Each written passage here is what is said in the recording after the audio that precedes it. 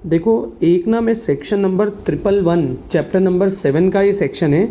जिसका नाम है रिजोल्यूशन बाय सर्कुलेशन मोड। तो देखो, इस सेक्शन को ना मैं एकदम सिंप्लीफाइड तरीके से बता देता हूँ बिकॉज़ ये एग्ज़ाम में आ भी सकता है। सबसे पहले, जब भी कंपनी की कोई मीटिंग है और उस मीटिंग का नोटिस यदि मेंबर को मिलता है और मीटिंग का नोटिस मेंबर को मिलने के बाद में यदि मेंबर को लगता है कि इस कंपनी के मीटिंग के नोटिस में जो पर्टिकुलर रिजोल्यूशन पास करने जा रहे हैं वो रिजोल्यूशन सही नहीं है या उसके जो ग्राउंड्स है वो करेक्ट नहीं है,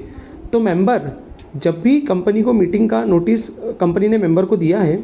वो मीटिंग का नोटिस देने के इमीडिएट बाद बट कंपनी की जनरल मीटिंग से 2 वीक्स बिफोर जो भी मेंबर होंगे, अब जो भी मेंबर का मतलब यहाँ पर क्या होता है, एटलीस्ट उनके पास में क्या होना चाहिए, 1/10 of paid up share capital, मतलब 1/10 वैल्यू की पेड अप शेयर कैपिटल होनी चाहिए, जिनको हम लोग औकात वाले मेंबर बोलते हैं। तो ये लोग कंपनी को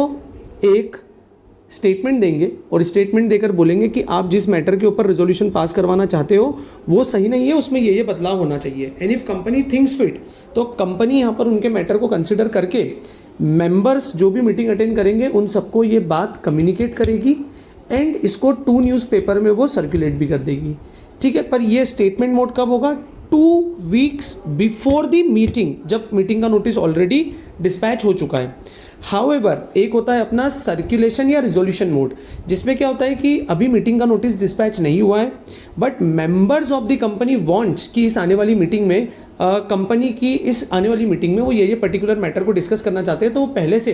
कंपनी को मीटिंग का नोटिस डिस्पैच करने से पहले ही अपनी सारी चीज़ें कम्युनिकेट कर देते हैं। तो इसको हम लोग कौन सा मोड बोलते हैं, इसको हम लोग सर्कुलेशन या रिजोल्यूशन मोड बोलते हैं। अब ये कब होना चाहिए, इन्होंने बोला है कि 6 वीक्स बिफोर दी मीटिंग होना चाहिए। ठीक है, और इसके लिए एजीएम के केस में ये बोला है कि 6 वीक्स बिफोर दी मीटिंग होनी चाहिए और actual date of notice of meeting के पहले भी आप दे सकते हो। ठीक है, यहाँ पर जो भी एक्सपेंसेस होगा वो इनिशियली कंपनी बियर करेगी, लेकिन यहाँ पर वो एक बॉन्ड या गारंटी ले लेगी उन रिक्विजनिस्ट से, ताकि यदि उनके द्वारा बताई गई बातें वेग निकले या टाइम वेस्टिंग निकले तो फिर उनसे क्या किया जा सके, अमाउंट की रिकवरी की जा सके। तो आप इस सेक्शन नंबर 111 को, मैंने आपको जो ये ऑडियो नोट दिया है, ऑडियो पॉडकास्ट दिया है, आप इससे सुन के एक बार बुक से आप जरूर से रीड कर लीजिए because it will be very very important. ये बहुत इंपॉर्टेंट हो सकता है आप लोगों के लिए।